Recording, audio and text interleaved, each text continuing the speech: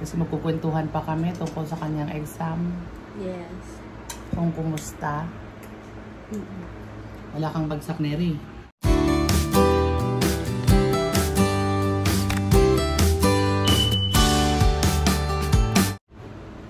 Hi. Afternoon, guys. Good afternoon. Kumusta po? Ayan, dito na naman kami sa kainan, guys. Pasensya na po kasi puro na lang kain yung video namin. Pasensya na po kasi dito po yung sa tuwing kumakain kami, dito po kami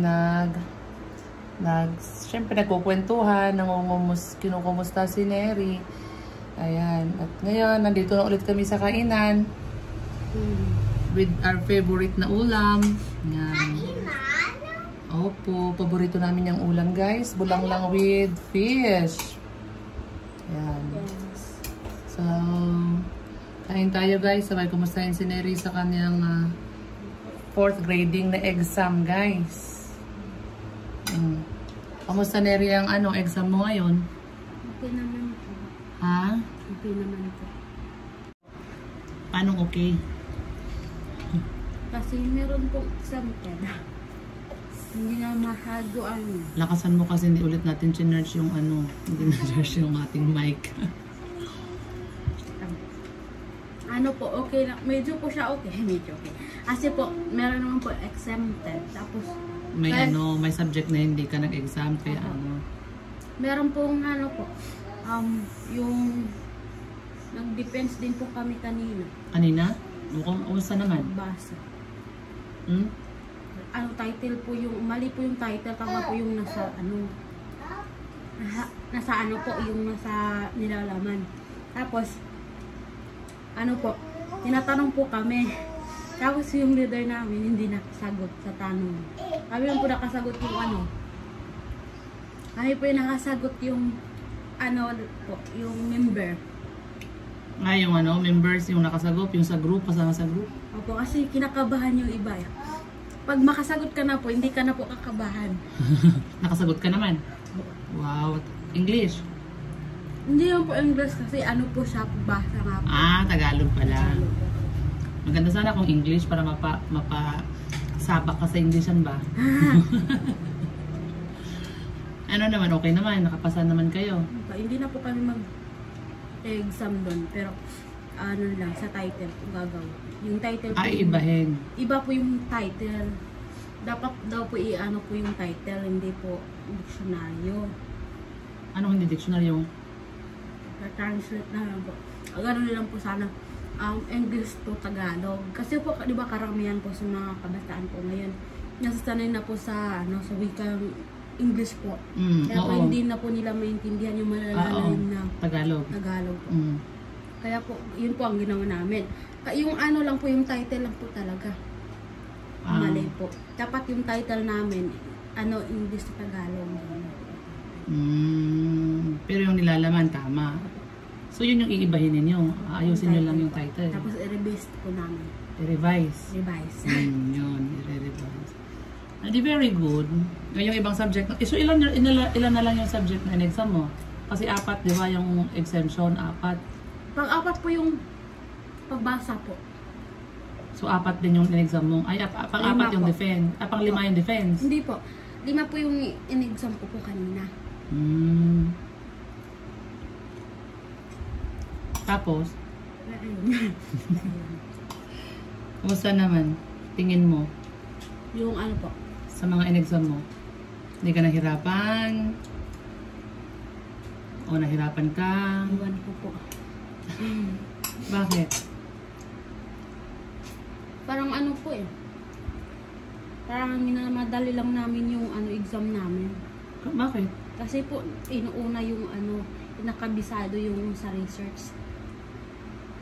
Yung iba, po, hindi naman po yung ibang, po, ibang subject. Sa ninihiram, yung iba din, hindi nakapag-lesson, isang lesson lang tinuro. Kaya ayun. So, parang pinagtuunan ng pansin, yung pinagtuunan ng pansin yung sa research. More on research din kasi kayo Yan na yung sa ano ninyo. Fumes. Your own research na. Tignan natin. Malaman natin guys, pag nandyan ulit yung card ni Neri, Yes po. parang kakakuha lang natin yung card mo eh.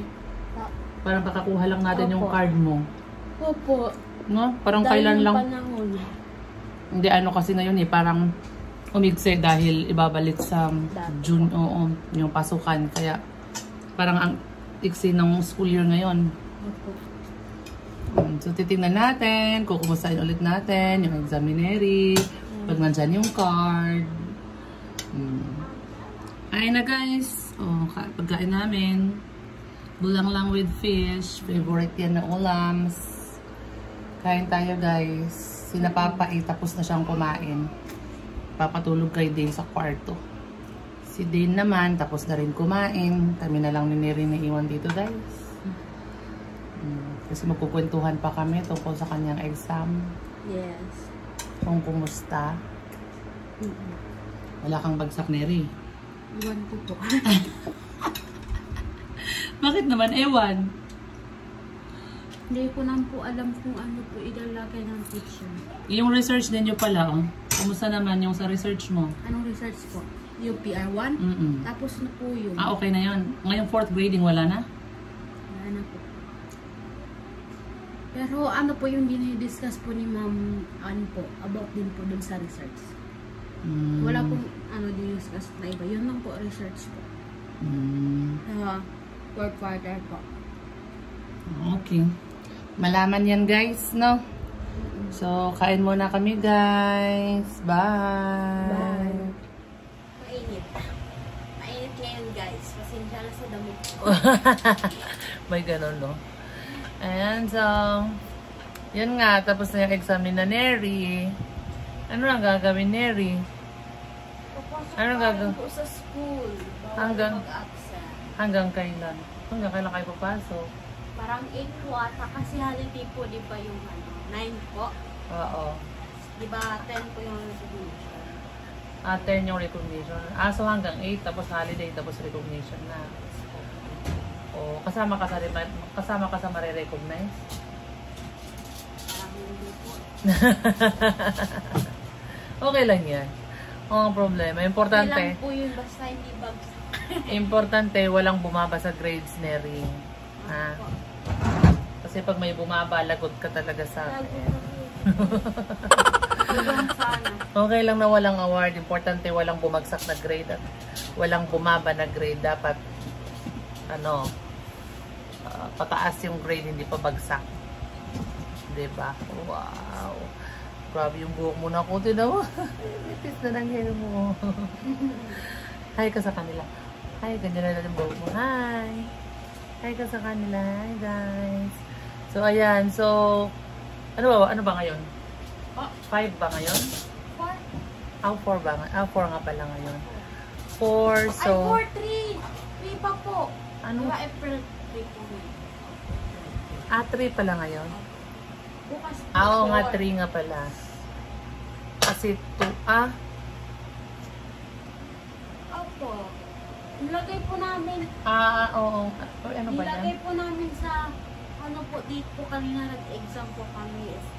04, 03, 2000. Anong 04 diyan? 04 ay... April. Ayaw, tama nga. So April 3, tama. So, ayan. So, April 3 hanggang next week pa pala. Hanggang next week ng Tuesday ang kanilang pasok.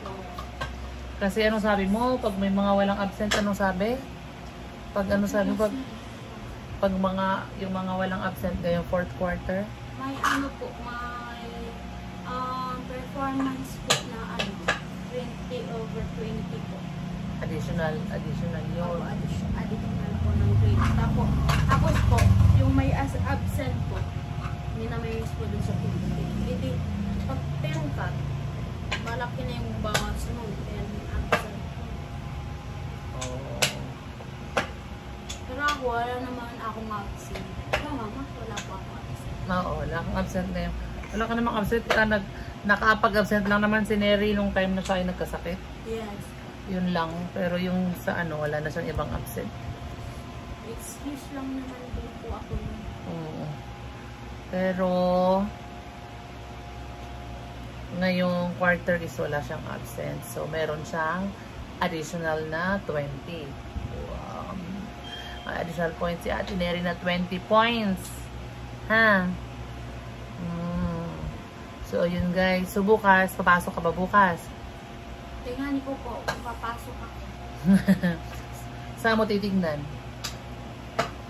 Pag ano po, pag makagising po ako ng maga, ibig sabihin, Papasok ka. papasok po ako. Pag hindi, Hindi po, wala pong pasok. Kasi po, pag ano po, magigising po ako ng maga, pag may pasok, wala po. Yan po dun sa amin. Pag wala pong pasok, hindi pa ako magigising maga. Ayan. Ayan. So, ayan guys. Tapos na yung school year. Ano na ang susunod? Babakasyon na si Ate Neri. Ayun na lang yung aantayin ni Neri. Si Neri, ano na yan? Magbibilang na yan ng ano? Magbibilang na yan ng... Hindi po, 3 days na po. 3 days pa po. 3 days lang. 3 days lang yung pasok nyo. After nyan, magbibilang na si Neri ng araw pauwi ng Davao. No. Kasi tapos na ang pasukan, mag-aantay na si Neri ng uwian na sa Davao. Magbabakasyon na siya. Makapagbakasyon ka ba, Neri? Makaka-uwi ka bang Davao? Nako. Uwi na yan si Neri, kaya excited na yan, guys. Lalo na tapos na yung exam, wala na siyang iisipin, ano, Neri? Wala na siyang iisipin, kundi ang kanyang pag-uwi sa Davao.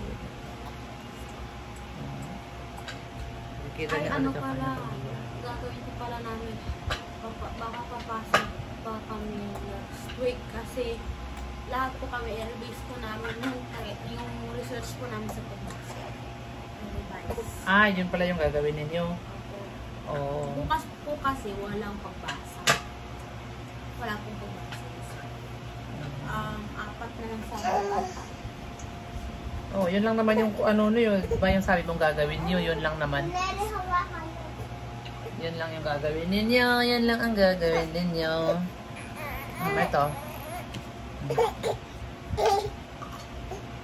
May basili.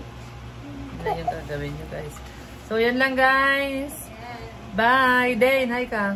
Say hi. Hi, bye. Hi, bye. Mukha bye. Busy sa paglalaro. And guys, bye-bye po. At antok na rin tong bulinggit na to. Bye.